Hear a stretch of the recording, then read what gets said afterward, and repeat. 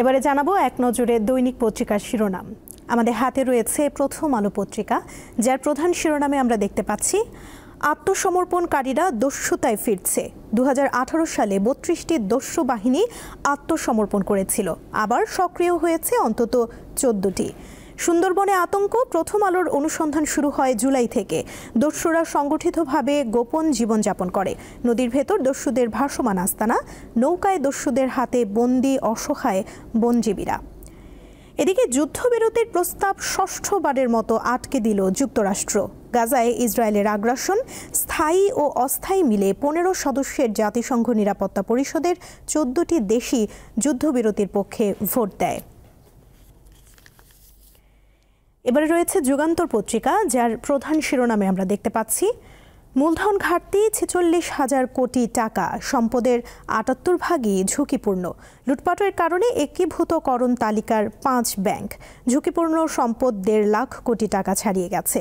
মন্দ বিনিয়োগের বিপরীতে প্রভিশনের চাহিদার 1 টাকাও নেই।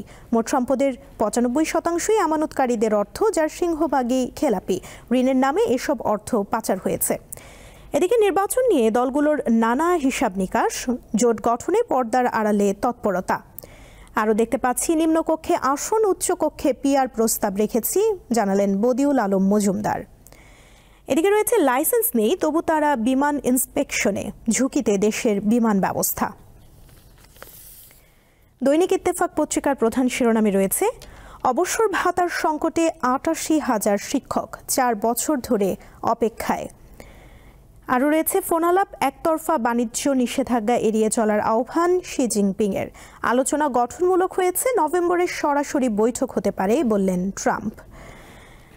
কুমিল্লায় মাজারে হামলার মামলায় আসামি 2000। দৈনিক ইত্তেফাকের আরেকটি শিরোনামে দেখতে পাচ্ছি ফেব্রুয়ারির প্রথমার্ধে নির্বাচনের প্রস্তুতি চলছে বললেন প্রধান উপদেষ্টা। নেদারল্যান্ডসের নতুন রাষ্ট্রদূতের সাক্ষাৎ। আমার দেশ পত্রিকার প্রধান শিরোনামে রয়েছে বিএনপি ভাঙার মিশন ছিল ভুয়া গোয়েন্দা এনায়েতের। বিভিন্ন মহলে যোগাযোগ, হুন্ডির মাধ্যমে লেনদেন করতেন টাকা। 14 জনকে জিজ্ঞাসাবাদ করতে পারে ডিবি। সিআই এর এজেন্ট পরিচয় দিয়ে হাতিয়ে নিয়েছেন অঢেল অর্থ। আমার দেশ পত্রিকার আরেকটি শিরোনামে আমরা দেখতে পাচ্ছি শান্তিরক্ষী মিশনে রাজীবের নিয়োগে ঝুঁকিতে বাংলাদেশ। পররাষ্ট্র মন্ত্রণালয়ের সংশ্লিষ্ট এক কর্মকর্তা জানান, জাতিসংঘ শান্তিরক্ষী মিশনে কারা যাবেন তা চূড়ান্ত করে থাকে সশস্ত্র বাহিনী। কালের কণ্ঠ পত্রিকার প্রধান শিরোনামে রয়েছে বৈষম্যে বিপন্ন ব্যবসায়ীরা, ব্যবসা বাণিজ্যে মন্দা। বর্তমান পরিবেশে দেশি বিদেশি বিনিয়োগ বাধাগ্রস্ত হচ্ছে, আব্দুল আউয়াল মিন্টুর অভিমত।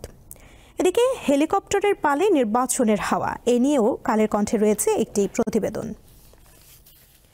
সমকাল পত্রিকার প্রধান শিরোনামে রয়েছে এখনও তদন্তে আশাবাদী হতে পারছেন না স্বজনরা। আলোচিত 4 মামলার সর্বশেষ অবস্থা আমরা এখানে দেখতে পাচ্ছি। আরও রয়েছে পার্কি সৈকতে 276 দখলদার। 5 আগস্টের পর যুক্ত হয়েছে নতুন 163 দখলদার।